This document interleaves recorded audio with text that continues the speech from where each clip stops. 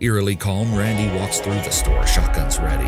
The details of what happens next are debated, as the news accounts differ from what one of the employees says happened. I'll tell you all of it so you can make up your own mind, but be warned, what happens next is terrifying. Social media has given rise to a new era of criminals who can't resist the urge to broadcast their heinous acts for all to see. I'll give you exactly what you deserve, all of you. 3. Trey Sessler was just another teenage boy when he first started his YouTube channel LensCap Productions. He uploaded funny videos like his sketch about a landlord trying to collect rent from some bizarre roommates. But as time went on, his content took a darker turn. Sessler's interest in guns and gore began to seep into his videos, and he started creating fight scenes that involve swords and firearms. In a video entitled Mr. Anime is Planning Something, Sessler announced that he was going to take a 3-week break from YouTube to reward himself. I'm going to reward myself with probably a 2 or 3 week break. But he never said what he was planning. It was an unsettling video, and it seemed like his subscribers were right to be worried. I have more views than ever, and everything is going really good. But something that changed in Sessler. He seemed unhinged, and his videos became more erratic and bizarre. He started posting videos about conspiracy theories and made several disturbing comments about his mental state. I'm in the United States, as many of you probably know, and we're not liked by a lot of other countries, which makes me feel somewhat uncomfortable. However, I am comforted by the strategic position that the nation has. And then, on March 20th, 2012, Sessler committed a heinous crime. Carvings were found on the walls and doors with confessions, such as, "Why did I do this? I love my mum, dad, and brother. God forgive me, because I cannot forgive myself." He murdered his own family, including his parents and brother, leaving regretful messages on the walls of their home. Sessler had planned to carry out a mass shooting at a nearby high school, and he did not want his family to live in shame because of his actions. I would protect him with my life, but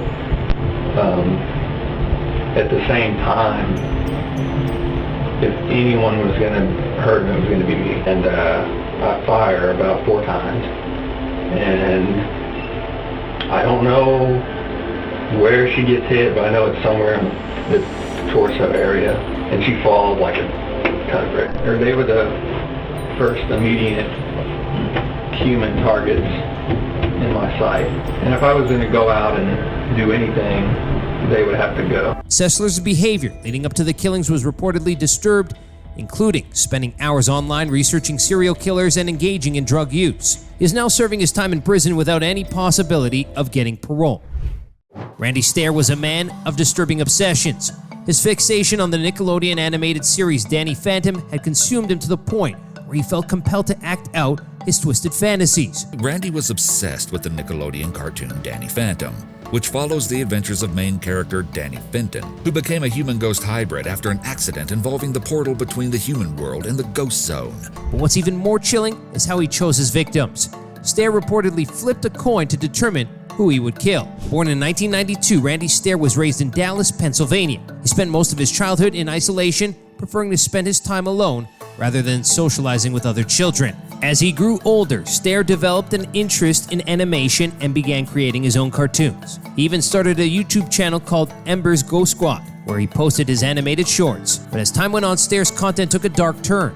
Stair's obsession with the show turned into an unhealthy fixation, and he began to see himself as a character in the series. He even adopted the persona of one of the show's characters, a female named Ember McLean, and started referring to himself as her. He even played his fantasies out in real life, making Twitter profiles for the 8 main EGS characters he created, all of them talking to each other frequently when, in reality, it was Randy himself pulling all the strings. But it wasn't until June 8, 2017 that Stair's obsession turned deadly. On that day, Stair walked into the Wise supermarket in Tunkhannock, Pennsylvania, where he worked as a stock clerk. It was a completely silent video of him just giving a tour of the supermarket that he worked at. Armed with 2 shotguns and a handgun, Stair began shooting at his co-workers, killing 3 of them and injuring another before taking his own life. Okay, so here's the deal. Got a 1983 quarter right here. You believe in fate? Here's the fate test. I'm gonna flip this 3 times. Or the best out of 3, rather. And if it's heads, I'll do it here. If it's tails, supermarket. According to reports, Stair flipped coins to determine which of his co-workers would be his victims. He also left behind a detailed manifesto outlining his plans for the massacre, including a list of his intended victims. I went downstairs and his face was covered in blood. Do you know what they were hitting him with? A gun. This is Samantha Wolford, a small-time YouTuber who turned into a killer. The desperate need for fame drove Samantha to commit an unspeakable crime. Samantha's videos talked about her passions, personal life, and struggles of being a young mother. But as her channel grew, so did her obsession with being famous. What do you think of me making YouTube videos? Well, I guess I don't mind. Takes up a lot of time. However, Samantha's husband, Ernest Ibarra, didn't share her enthusiasm for the YouTube world. I'm not gonna light a cigarette. Oh yeah, I forgot about him. Because you got that f***ing iPad in your hands. Where? In fact, the two fought a lot over Ernest's gaming habits, which only added to the strain in their marriage. But little did anyone know that their differences would lead to a gruesome end.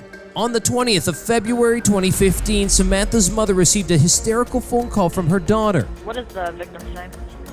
Samantha Wolford.